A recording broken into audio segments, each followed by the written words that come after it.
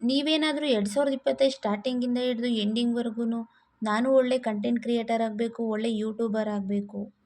ಆದರೆ ಏನು ಮಾಡಲಿ, ನನ್ನ ಹತ್ರ ಒಳ್ಳೆ ಚೆನ್ನಾಗಿರೋ ಫೋನ್ ಇಲ್ಲ, ಬ್ರ್ಯಾಂಡೆಡ್ ಲ್ಯಾಪ್ಟಾಪ್ ಇಲ್ಲ ಎಡಿಟಿಂಗ್ ಮಾಡೋಕ್ಕೆ, ಒಳ್ಳೆ ಕ್ಯಾಮ್ರಾ ಇಲ್ಲ, ಮೈಕ್ ಇಲ್ಲ, ಅದಿಲ್ಲ ಇದಿಲ್ಲ ಅಂತ ಇದೇ ಥರ ಎಕ್ಸ್ಕ್ಯೂಸಸ್ ಹೇಳ್ಕೊಂಡು, ಅದು ಹಂಗೂ ಮಾಡಿದ್ರೆ ನೋಡಿದವ್ರು ಏನು ಅಂದ್ಕೊಳ್ತಾರೋ ಅಂತ ನೀವು ಪರ್ಫೆಕ್ಷನ್‌ಗೋಸ್ಕರ ವೆಯ್ಟ್ ಮಾಡ್ತಿದ್ದೀರಾ? ಹಾಗಾದರೆ ನೀವು 2026 ಇದೇ ಥರ ಎಕ್ಸ್ಕ್ಯೂಸಸ್ ಹೇಳ್ಕೊಂಡು ಸ್ಟಾರ್ಟಿಂಗಿಂದ ಎಂಡಿಂಗ್‌ವರೆಗೂ ವೇಸ್ಟ್ ಮಾಡೋ ಸಾಧ್ಯತೆ ತುಂಬ ಇದೆ. ಸೊ ಅದರಿಂದ 2026 ಇದೇ ಥರ ವೇಸ್ಟ್ ಆಗಬಾರ್ದು ಅಂದರೆ ನಿಮಗೇನು ಗೊತ್ತಿದೆಯೋ, ನಿಮ್ಮ ಹತ್ರ ಏನಿದೆಯೋ ಅಲ್ಲಿಂದನೇ ಸ್ಟಾರ್ಟ್ ಮಾಡಿ. ಒಂದಿನ ಗ್ರೋತ್ ಆಗುತ್ತೆ. ನೋಡೋರು ಏನು ಅಂದ್ಕೊಳ್ತಾರೋ ಏನೋ ಅಂತ ಯೋಚನೆ ಮಾಡ್ತಿದ್ದೀರಾ? ಜೀವನ ನಿಮ್ಮದು ಗುರು, ನೋಡೋರ್ದಲ್ಲ. ಜನಗಳು ನೀವು ಹೆಂಗಿದ್ರೂ ಮಾತಾಡ್ತಾರೆ. ನೀವು ಒಳ್ಳೇದು ಮಾಡಿದ್ರು ಮಾತಾಡ್ತಾರೆ, ಕೆಟ್ಟದ್ದು ಮಾಡಿದ್ರು ಮಾತಾಡ್ತಾರೆ.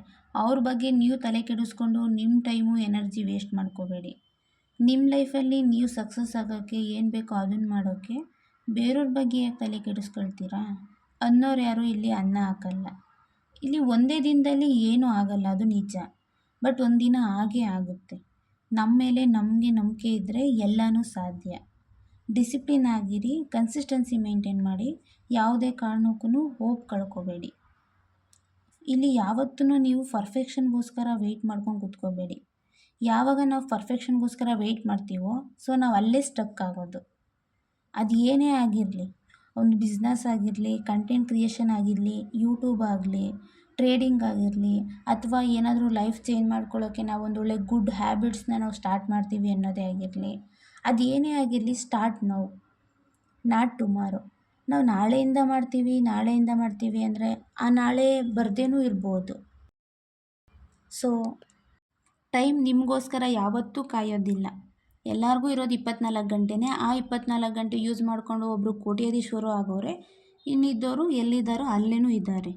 ಸೊ ಇಷ್ಟೆಲ್ಲ ಹೇಳಿದ ಮೇಲೆ ನೀವು ಚೇಂಜ್ ಆಗೇ ಆಗ್ತೀರಾ. ಹಾಗಾದರೆ ನೀವು 2026ರಲ್ಲಿ ಏನು ಅಚೀವ್ ಮಾಡಬೇಕು ಅಂತ ಇದ್ದೀರಾ, ಅದನ್ನು ಕಮೆಂಟ್ ಬಾಕ್ಸಲ್ಲಿ ಕಮೆಂಟ್ ಮಾಡಿ. ಅದು ಬೇರೆಯವ್ರಿಗೆ ಮೋಟಿವೂ ಆಗುತ್ತೆ. ಹಾಗೆ ಲೈಕ್, ಶೇರ್, ಸಬ್ಸ್ಕ್ರೈಬ್ ಮಾಡೋದನ್ನ ಮರಿಬೇಡಿ. ನೀವು ಮಾಡೋ ಪ್ರತಿಯೊಂದು ಲೈಕ್ಸು ಮತ್ತು ಸಬ್ಸ್ಕ್ರೈಬ್ ಕೂಡ ನನಗೆ ಒಳ್ಳೊಳ್ಳೆ ಕಂಟೆಂಟ್ ಮಾಡೋಕ್ಕೆ ಎನ್ಕರೇಜ್ ಆಗುತ್ತೆ.